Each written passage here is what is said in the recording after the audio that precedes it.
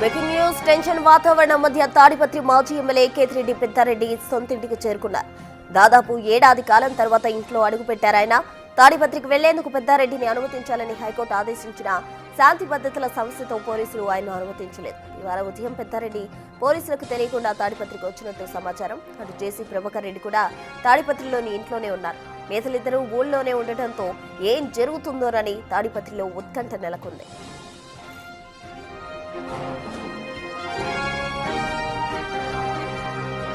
సమాచారం అందుకున్న పోలీసులు పెద్దారెడ్డిని అదుపులోకి తీసుకున్నారు. దీనికి సంబంధించి పూర్తి డీటెయిల్స్ మా ప్రతినిధి యోగానంద్ అనంతపురం నుండి అందించేందుకు సిద్ధంగా ఉన్నారు. యోగానంద్, చెప్పండి, పోలీసులకు తెలియకుండా పెద్దారెడ్డి తాడిపత్రికి రావడం జరిగింది. అటు జేసీ ప్రభాకర్ రెడ్డి కూడా ఊళ్ళోనే ఉన్నారు. మరి ఆ ఊళ్ళో వాతావరణం ఏ విధంగా ఉంది? ఏమైనా ఉద్రిక్త పరిస్థితులు చోటు చేసుకునే అవకాశం ఉందా? పోలీసులు ఎంత అప్రమత్తతో ఉన్నారు?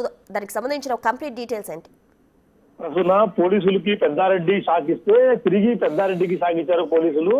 ఆ పోలీసులకు కళ్ళు కప్పి పోలీసులకు తెలియకుండా ఇవాళ ఉదయం అనంతపురం తాడిపత్రిలోని తన సొంత ఇంటిలోకి కేతిరెడ్డి పెద్దారెడ్డి చేరుకున్నాడు. విషయం తెలియగానే టీడీపీ కార్యకర్తలు కానీ పోలీసులు కూడా పెద్ద సంఖ్యలో కూడా పెద్దారెడ్డి ఇంటి వద్ద చేరుకునే ప్రయత్నం చేశారు. పోలీసులందరినీ కూడా చేరుకొట్టే ప్రయత్నం చేశారు.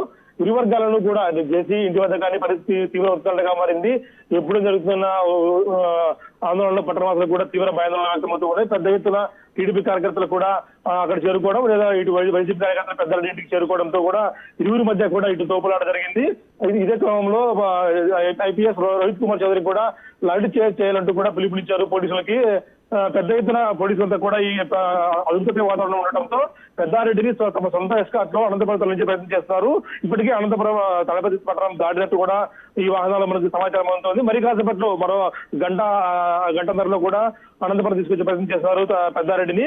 అదేవిధంగా అయితే తెలియకుండా పోలీసులు రావడంతో మరో కేసు నమోదు చేసేందుకు కూడా పోలీసులు సిద్ధమైనట్టు తెలుస్తుంది.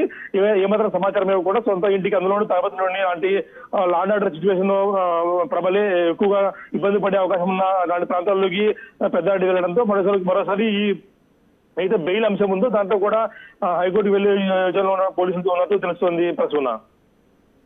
Right, thank you Yoganand.